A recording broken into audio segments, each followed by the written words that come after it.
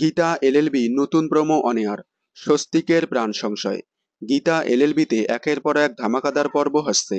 পদ্ম কৃপানের কেস অবশেষে ক্লোজ হতে চলেছে। পদ্ম কৃপানের কেস ক্লোজ হওয়ার নতুন প্রোমো সামনে আসলো।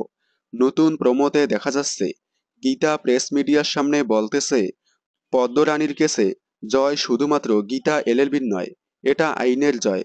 অন্যদিকে দেখা যায় স্বস্তিক সিঁদুর হাতে নিয়ে বলতেছে, আমি আসছি গীতা, আপনি বলেছিলেন না কৃপানের সাজা হলে আপনি আমার হাতে সিঁদুর পরবেন, আমি আসছি।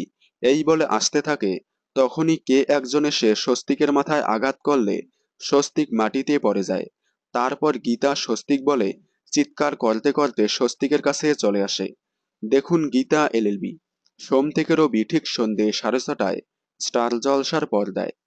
বিনোদন জগতের সকল আপডেট সবার আগে পেতে চ্যানেলটি সাবস্ক্রাইব করে পাশে থাকা বেল আইকনে ক্লিক করে রাখুন। ধন্যবাদ।